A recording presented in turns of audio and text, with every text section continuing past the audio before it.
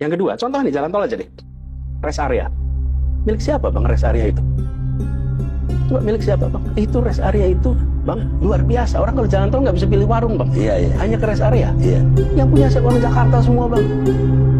Dan yang punya warung di kampung-kampung itu Apa mati. susahnya rest area itu dimiliki oleh koperasi-koperasi di kampung itu, di desa itu, di kabupaten itu, di kecamatan itu, sehingga mereka mendapatkan manfaat dari jalan tol ini.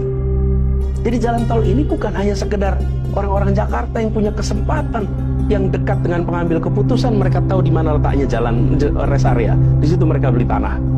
Kemudian habis itu ribuan mobil akan mampir di tempat itu tiap minggu bang. Rakyat di sana menonton saja, dan yang pemilik tanah di situ hanya bisa menyesal, sayang sekali ya, dulu tanahnya saya jual, saya nggak tahu itu bakal jadi rest area.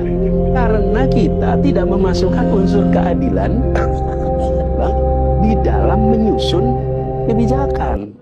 Kalau ini dimasukkan, apa yang terjadi? Perintah kepada yang membangun jalan tol, oke, semua rest area maka itu dibuat sehingga menjadi milik lokal. Faedahnya dirasakan oleh orang lokal. Kemudian produksi-produksi lokal silakan masuk di situ.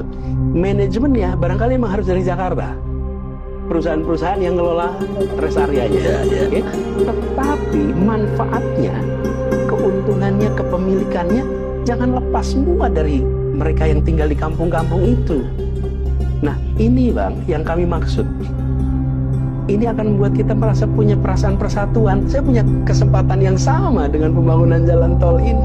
Jadi bukan jalan tolnya yang dihentikan, jalan tolnya terus, sebagaimana dimulai ketika Pak Harto dulu memulai jalan tol dengan Jagorawi, berkelanjutan, dan di setiap fase ada penambahannya. Nah, kami melihat ke depan penambahannya itu dengan memasukkan unsur pemerataannya, unsur keadilannya, tidak menghambat. Contoh nih jalan tol aja deh, rest area.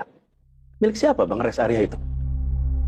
Coba milik siapa bang? Itu rest area itu bang luar biasa. Orang kalau jalan tol nggak bisa pilih warung bang. Iya, iya. Hanya ke rest area. Iya. Yang punya orang Jakarta semua bang. Dan yang punya warung di kampung-kampung itu Apa mati. susahnya rest area itu dimiliki oleh koperasi-koperasi di kampung itu, di desa itu, di kabupaten itu, di kecamatan itu, sehingga mereka mendapatkan manfaat dari jalan tol ini. Jadi jalan tol ini bukan hanya sekedar orang-orang Jakarta yang punya kesempatan, yang dekat dengan pengambil keputusan, mereka tahu di mana letaknya jalan rest area, di situ mereka beli tanah. Kemudian habis itu ribuan mobil akan mampir di tempat itu tiap minggu bang. Rakyat di sana menonton saja, dan yang pemilik tanah di situ hanya bisa menyesal, sayang sekali ya, dulu tanahnya saya jual, saya nggak tahu itu bakal jadi rest area. Karena kita tidak memasukkan unsur keadilan bang, di dalam menyusun kebijakan. Kalau ini dimasukkan, apa yang terjadi? Perintah kepada yang membangun jalan tol, oke, semua rest area maka itu dibuat sehingga menjadi milik lokal. Faedahnya dirasakan oleh orang lokal. Kemudian produksi-produksi lokal silakan masuk di situ.